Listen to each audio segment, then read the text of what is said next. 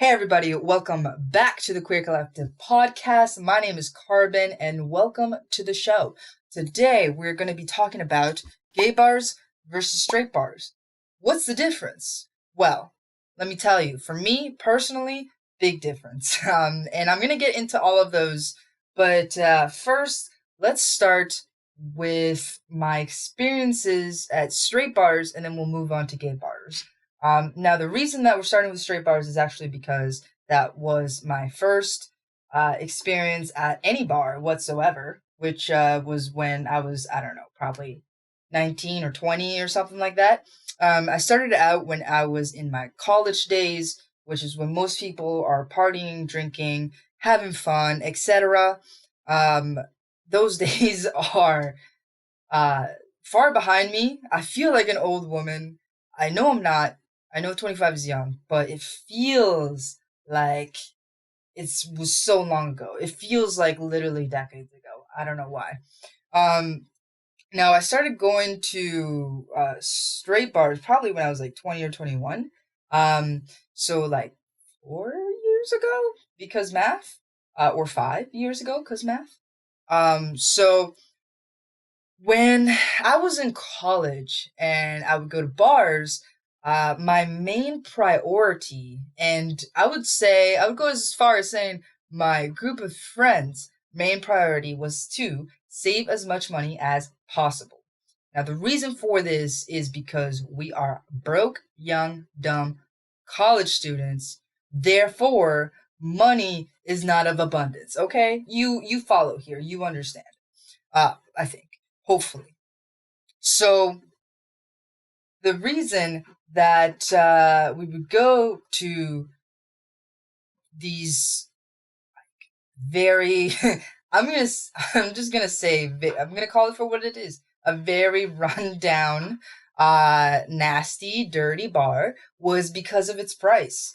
Now, if you go to a bar here in Toronto, you're probably gonna experience something ridiculous like $12 beers, a crazy amount of money for shots and mixed drinks. And I was like, hell no, not into that at all. I don't got the budget for that. Do you? No? Okay, we're going to go to the cheap one. So this was actually in Kitchener-Waterloo. Now, if you don't know where Kitchener-Waterloo is, it's about an hour and a half drive from Toronto west. So if you just drive west for an hour and a half, you might run into it. Not a lot happens there. Not a lot happens there. So, yeah, just don't go there, I guess, unless you want to. But I don't think that you would, because nothing happens there like it does here in Toronto. Here in Toronto, things happen literally, okay, not now because of the current situation, but, aside from that, let's pretend it's not happening right now. Things happen like every single weekend, and there's always something going on, something fun, something for everybody, tons of events all the time, and, yeah, usually there's just a lot more excitement going on. But in Kitchener-Waterloo, not a lot goes down. So to have fun as a young broke college student, you go to the bars or clubs. Now, our club of choice, mine and my group club of choice, my friend group's club of choice was it was actually a club called Phil's. Dirty, dirty Phil's. Now, if you don't know what Phil's is, to paint a picture of it, let me tell you about one of my many experiences there. But I think really this puts the best picture of what Phil's is actually like.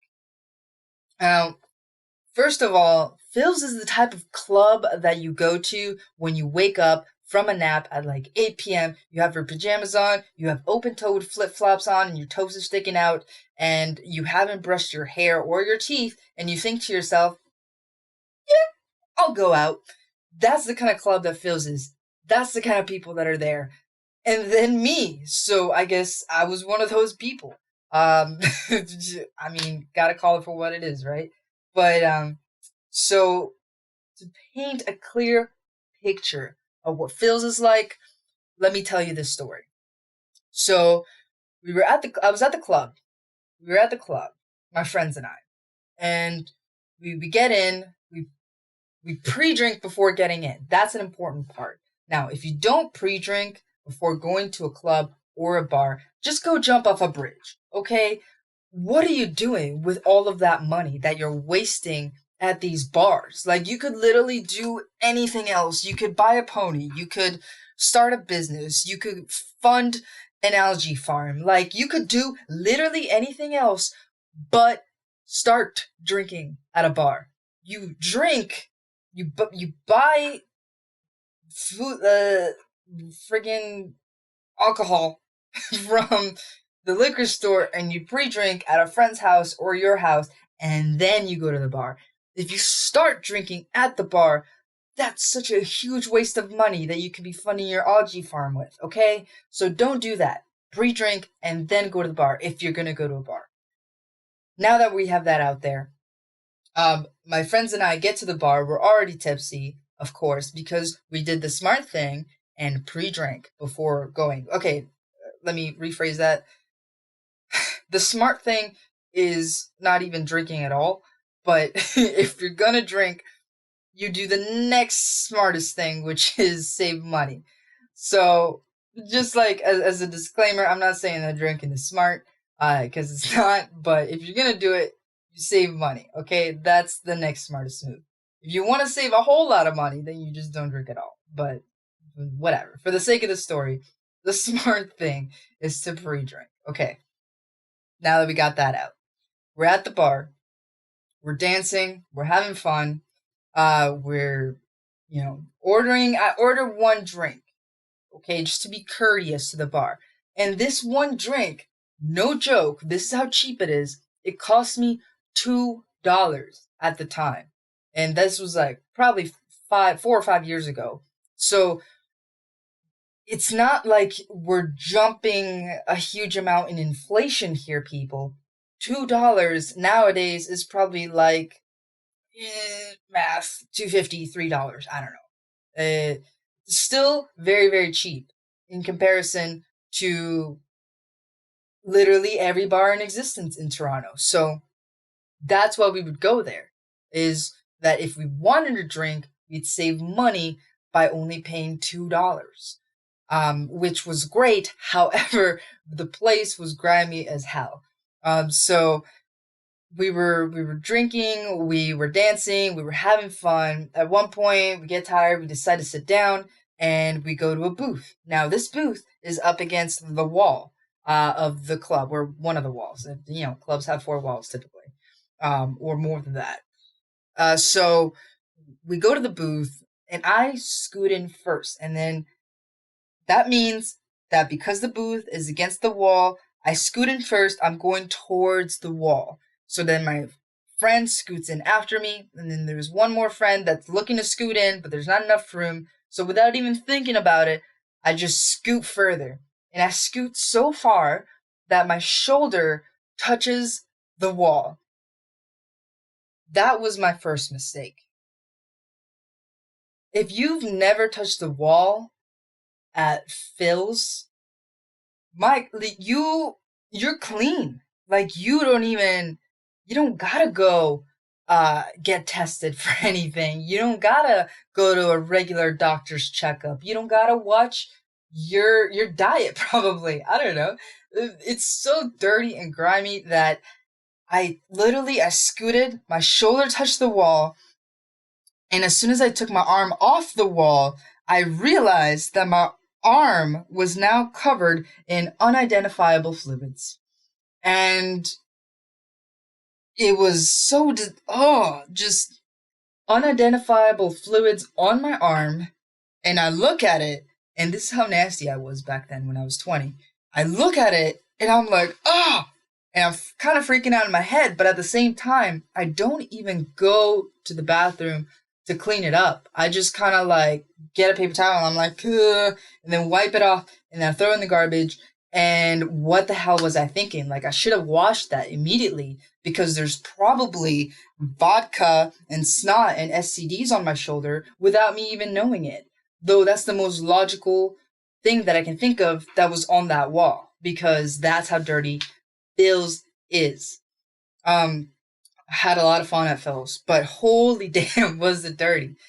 So not only was it dirty, but the kind of people that would go there, you're gonna probably imagine, were also kind of maybe a little bit dirty as well, you know? So here's the story of me getting hit on at Phil's. Now, to preface,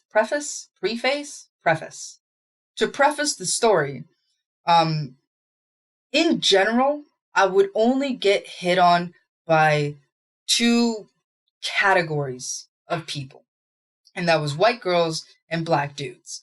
Now, this would happen the most at Phil's because I don't know, I guess that's where people had the most confidence, maybe. Maybe it was the fact that everybody was so close together that it was just like, well, I'm already touching every part of them, might as well ask them out or whatever. And the thing about it is that I was also, now, just to like take a look into why I only got hit on by white girls and black guys. It was probably, I was given that vibe as well. Just to be fair. At the time I had an undercut, and sometimes I would even like put designs on that part of my head, like, because it was all shaved from here all the way around to the other side. And sometimes I would have some designs in the shaved part of my head. And also, very important, your girl was beefy, okay? She was beefy. And not only was I beefy, but my ego was sky high. Now, there's a difference between having a lot of confidence and a lot of ego. I had a lot of ego at the time. And with a giant ego, giant biceps, and a shaved head, it's just a recipe for I'm surprised I didn't walk around like this, because I was just so like, I'm asserting my dominance kind of vibe. And I think that I scared off majority of people except those two categories. So that's who I would get hit on. But just to give you an even better, more clear picture of what Phil's was like, let me tell you the story of when I got hit on by a black guy. So my friends and I were dancing, and one of my friends decides that they want to go out for a smoke. So I joined them just to keep them company. I myself don't smoke, but I also didn't want to be in Phil's alone by myself without any protection from my friends. So I'd rather go out and just keep them company. So we were outside, and outside, right next to, or I guess right, like attached to the building, is, the little smoker section with a little mini fence that would separate the section from like the sidewalk. So I wasn't in the section, but I was on the sidewalk, like leaning against the fence. And then there's two dudes that were, I don't know, I guess they had beef or something, because they were in some sort of argument, some sort of ruckus, a heated discussion, a heated debate. As people get in when they're drunk at a bar. So there's these two dudes arguing, and then this is exactly what the guy that hit on me did, okay? So he's arguing with this guy, he sees me, and he does this shit. Ready? So he's like, yo man, like, yeah, that's right, walk away, I'll mess you up, bitch. Oh, hey, what up, baby? That's what he did. And I was like, I didn't even reply. I had nothing to say. I was like, wow. Thank you for that experience. Truly, thank you. I have to go now. But that was something to witness, for sure. That was absolutely ridiculous. But that's what happened. Those are the kind of people that were at Phil and me. And it was like, I don't know, it was really funny and a lot of fun. But the thing about gay bars is that, first of all, there's like none in Kitchener, Waterloo. There's like zero there, or at least none that I'm aware of. So my first experience at a gay bar was here in Toronto, and I had this built up preconceived notion, this assumption of what it would be like. I thought to myself, again, when I first moved to Toronto, ego was still very, very high, right? Now it's like, it's in check. She's in check. Confidence still high, ego in check. But before, ego was like through the roof, just like exploding out of me. So, and I was still beefy when I moved to Toronto, like 3 years ago. So, my assumption of a Toronto gay bar was that I thought to myself, if I get hit on, uh, in Kitchener by these categories of people, then that's if I go to a gay bar in Toronto, that number is just gonna like multiply tenfold, and I'm gonna be so wanted and a hot commodity, and this is like next level.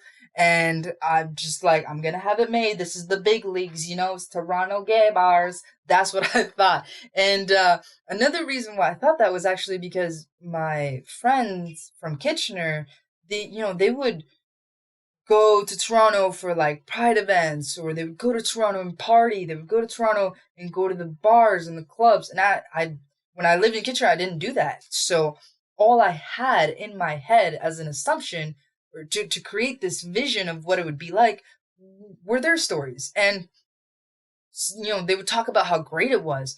One of them even talked about how they went to, for example, Pride, and then they came back with like 10 different numbers in their pockets from all these girls that were literally just putting their number in this person's pocket, like without them even like conversing or anything. They would just like boom, just like drop their number in her pocket.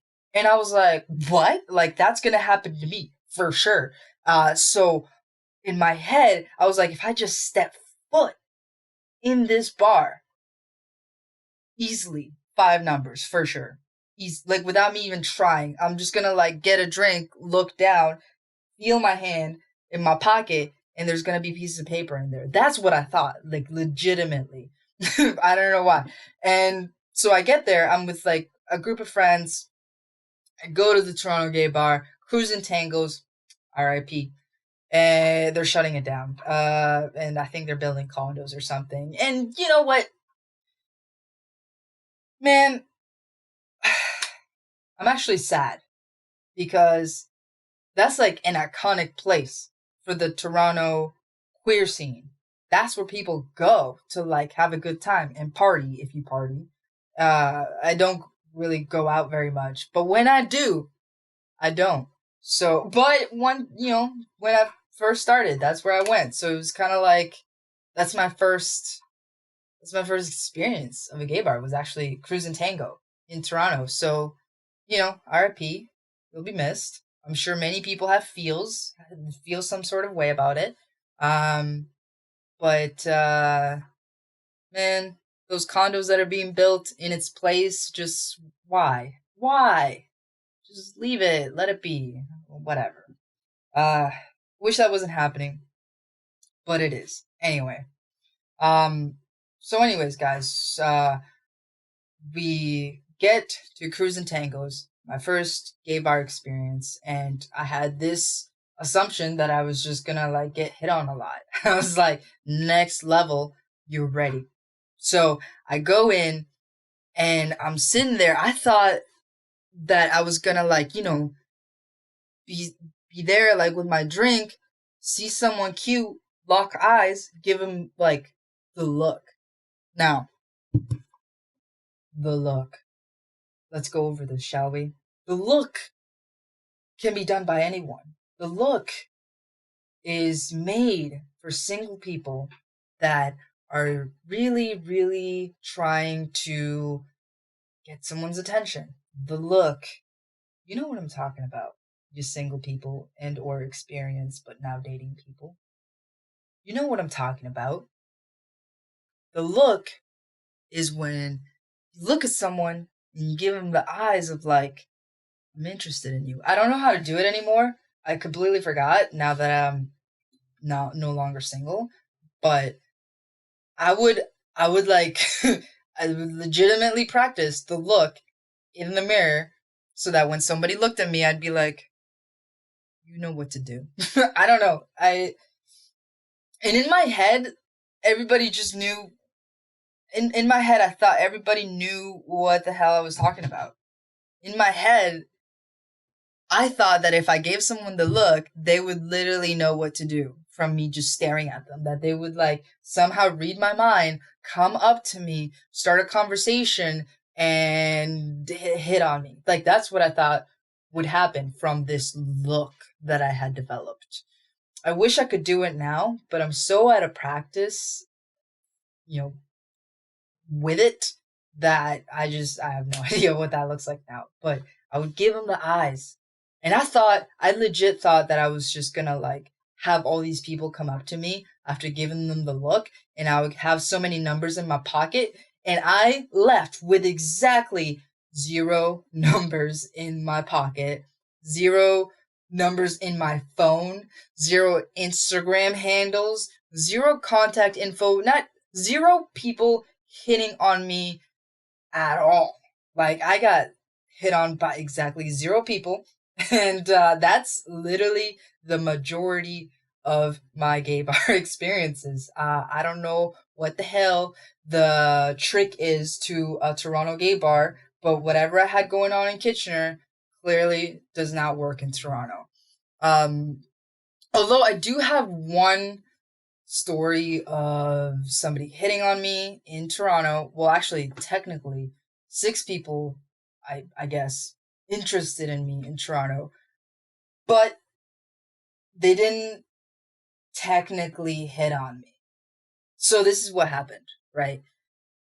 This is what happened. I went with a group of friends to Buddies in Bad Times. Now, I'm there with 2 friends, my girlfriend and then her friend. So we're all dancing, we're all having a good time. After a while, I go to the bathroom, okay? I go to the bathroom with Emily, my girlfriend, and just to do bathroom stuff. And then so we're there like what, 5 minutes, whatever. Come back, and then my 2 friends that I went there with come up to me, and all of a sudden they're like, "Oh my gosh, Laura, there's, I mean, Karbon, because that's my name. I've revealed myself." Whatever. So they're like, "Oh my gosh, like, yeah, these like, I kid you not, 6 different girls came up to us to ask us if you're single," and I was like, "What the hell?" Like, first of all, why are they doing it indirectly through a third party? And second of all, what did I do to get their interest? That's the real question, because the eyes did not work. So apparently, I'm your girl is also a professional dancer, not to like boast myself up or whatever.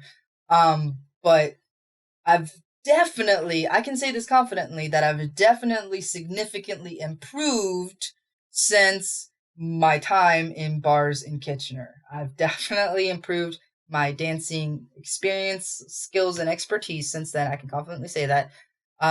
So I was just doing my thing at the club and just like busting some moves, having a good time, not even worrying or caring about what I looked like. I was just having fun. And apparently that did the trick. So in Toronto, I suppose the thing to do is to bust down some dance moves, and then you got it. You got 6 different people coming at you indirectly through a third party. So, if you were looking for tips, I guess that's my tip. But genuinely, what's the real trick? Because I'm sure not everybody is a professional dancer in the queer community. So what do you guys do to get hit on? Or you know what? This is a better question. What really stands out to you that makes you want to hit on someone else? And how do you do it? Do you do it indirectly through a third party when you see someone else bust a move? Or do you have some sort of other strategy? Like, what do you do in order to flirt with someone or hit on someone at a gay bar, at a gay club, or even at a regular, strict bar or club or whatever? Um, what do you do? I'm genuinely curious and interested in knowing. What do you do to flirt with them? What do you do to hit on them? And does it work? Does it work? Does it have a success rate? Are you typically using your methods? Are you 90% successful? I want to know.